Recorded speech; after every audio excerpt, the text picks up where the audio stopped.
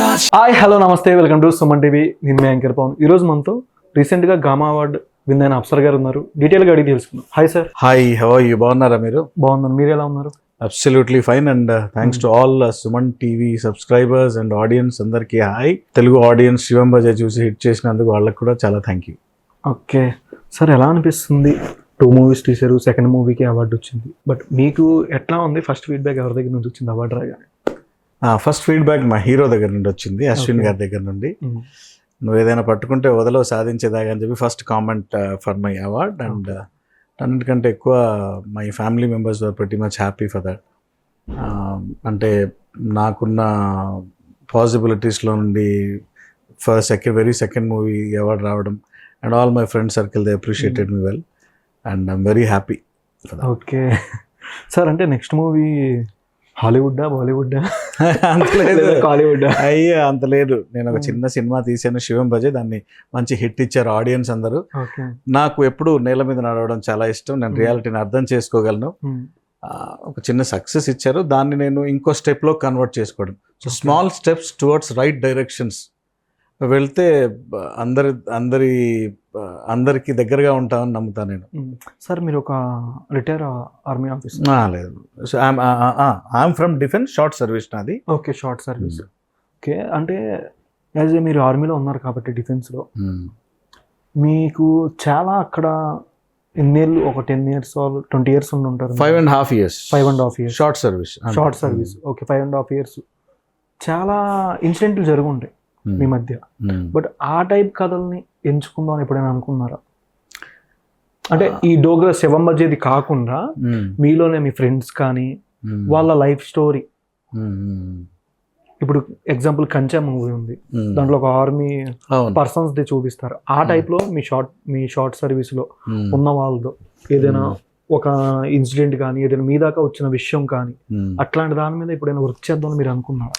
Definitely ఒక అద్భుతమైన కథ దాని గురించి ఉంది. బట్ ఇది రైట్ టైం కాదు, ఎందుకంటే ముందు నేను ప్రూవ్ చేసుకోవడానికి. ఆల్రెడీ ప్రూవ్ చేసుకున్నారు కదా శివం బజే. అదే ఇప్పటి వరకు చేసిన జర్నీలో అది ప్రూవ్ చేసుకోవడానికి నేను తీసుకున్న కొన్ని యూనిక్ పాయింట్స్ ఇప్పటిదాకా నాకు హెల్ప్ చేసాయి. ఒక కథ ఉంది, అంటే ఒక యుద్ధంలో తండ్రి ఓడిపోతే ఇంకో యుద్ధంలో కొడుకు ఎలా విన్ అయ్యాడు, తండ్రి లాస్ అయింది, కొడుకు ఎలా సంపాదించాడు, 2 యుద్ధాలే. దీని మీద ఒక అద్భుతమైన ఎమోషనల్ బ్యాక్ డ్రాప్లో హ్యాడ్ ఎ స్టోరీ. అది ఫ్యూచర్లో ఎప్పుడైనా జనరల్గా అనుకుంటున్నాము. బట్ ఇప్పుడు నాకు లైనప్ అయి ఉన్నాయి, ఆల్రెడీ ఒక 3 stories లైనప్ అయి ఉన్నాయి. ఆల్రెడీ ప్రొడ్యూసర్కి నచ్చి వాళ్ళు తీసుకున్న స్టోరీస్ ఉన్నాయి. హోప్ఫుల్లీ ఇవి అయిపోయిన తర్వాతే అక్కడ వెళ్తానేమో మరి. ఓకే, అశ్విన్ బాబు గారు అంటే హిడింబాలో బాగా యాక్షన్లో బాగా రగ్గుగా చూపిస్తారు, అంటే కొట్టే సీన్లు కానీ ఫైటింగ్ సీన్ యాక్షన్. మీరు శివం బజేలో బాగానే చూపించారు. నెక్స్ట్ ఇంకా అప్కమింగ్ మూవీస్ ఏమైనా ఎక్స్పెక్ట్ చేయొచ్చా అశ్విన్ బాబు గారితో?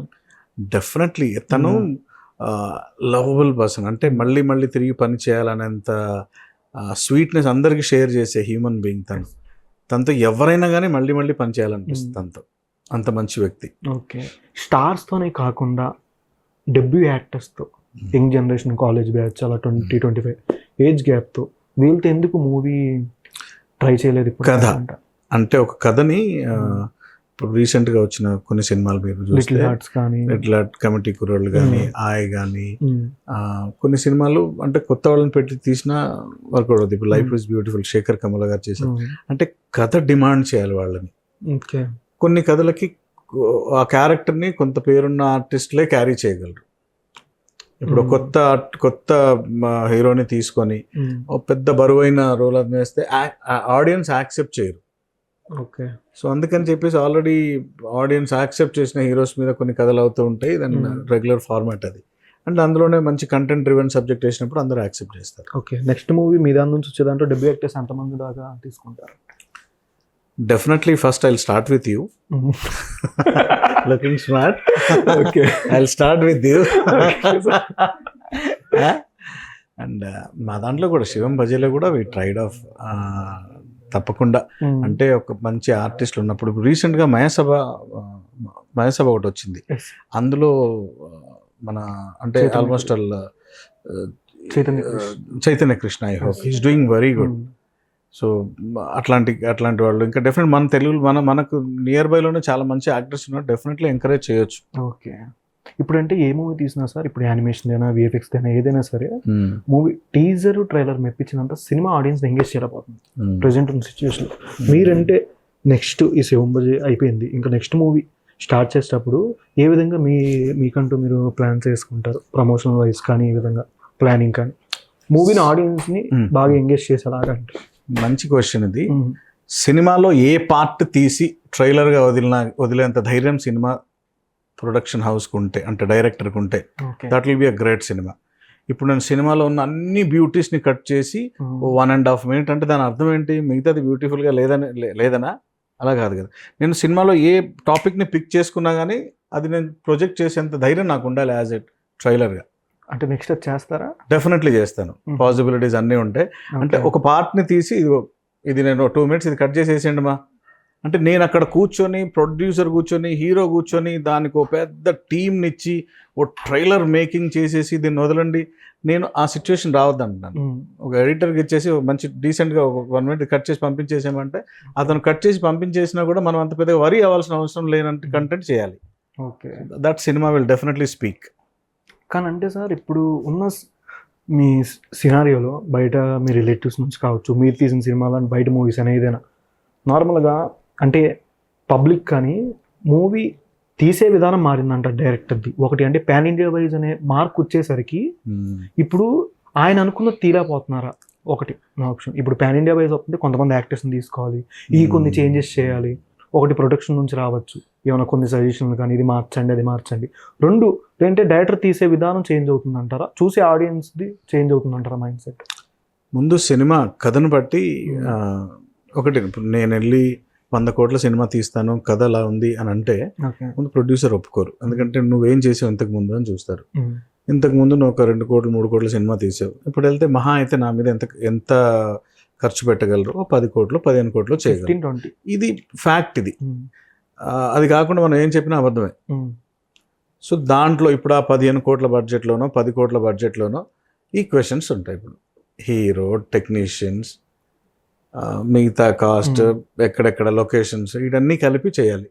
అప్పుడు ఎక్కడొక్కడ డెఫినెట్లీ కథ కాంప్రమైజ్ అవుతుంది. కొన్ని సిచ్యువేషన్స్లో డెఫినెట్లీ కథ కాంప్రమైజ్ అవుతుంది.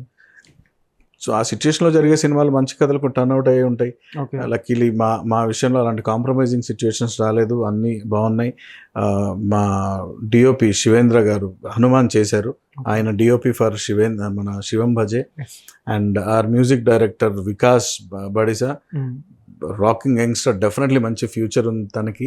అండ్ ఎడిటర్ చోటా కే ప్రసాద్ గారు, ఆర్ట్ డైరెక్టర్ సాయి సురేష్ గారు తీసుకోండి. అండ్ మంచి టెక్నీషియన్స్ అందరూ చుట్టుపక్కల.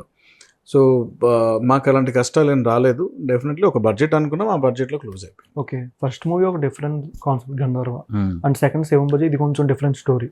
అంటే జోనర్స్ని చేంజ్ చేసుకొని వెళ్తున్నారా స్టెప్ బై స్టెప్? అంటే నేను చెప్పాను కదా, like you know, if you are not special, people will not bother you.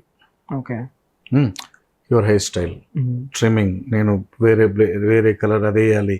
So you're trying to have to impress something. నేను అద్దంలో చూసుకున్నప్పుడు నన్ను నేను ఇంప్రెస్ చేయడం కంటే అవతలని ఇంప్రెస్ చేయడం మీద ఎక్కువ ఫోకస్ చేస్తాం. Human psychology. Definitely you might be impressing girls, not me of course. మనం రోజు ఉండే ప్రాక్టీస్ ఇది కదా. సో అలాగే మీరు ఇంప్రెస్ చేయాలంటే ఆడియన్స్ని, you should have that special effects with you. అంటే కథలోనో కథనంలోనో దేంట్లోనో ఒక దాంట్లో you should show different wow factor కదా. లేదు ఆ సినిమా దానికి పోలికలతో ఉంది, ఎందుకు చూడాలి నేను, అందులో వచ్చినప్పుడు టైం పాస్ కానప్పుడు చూసుకుంటాలే అనుకుంటారు. సో అందుకనే డెఫినెట్లీ నేను ఒక్కడనే కాదు, ఇప్పుడు వస్తున్న అందరూ, every director and every film maker is trying to give ఆ స్పెషలైజేషన్ తీసుకొచ్చి కొద్దిగా యూనిక్ కంటెంట్ పట్టుకోవాలని ట్రై చేస్తున్నారు. అంటే ఇంత రీసెంట్గా మీరు ఇందాకే చెప్పారు, మాయాసభలో చైతన్య కృష్ణ గారు డిఫరెంట్గా ఉంది, ఇప్పుడు దాకా చూసిన క్యారెక్టర్స్ కన్నా అయింది, ఈ క్యారెక్టర్ చాలా డిఫరెంట్గా ఉండి మంచి అప్లాజ్ వచ్చింది ఆయనకి ఆల్మోస్ట్. బట్ మీరు నెక్స్ట్ తీసే సినిమాలో ఏ యాక్టర్తో అయినా ఆరు కొత్త వాళ్ళతోనే ఎవరితో అయినా వాళ్ళని ఎంతవరకు యూనిక్గా చూపించాలని మీరు అనుకుంటున్నారు? అంటే ఇప్పుడు దాకా వాళ్ళు చేసిన క్యారెక్టర్స్ కానీ ఈ పాయింట్ పరంగా.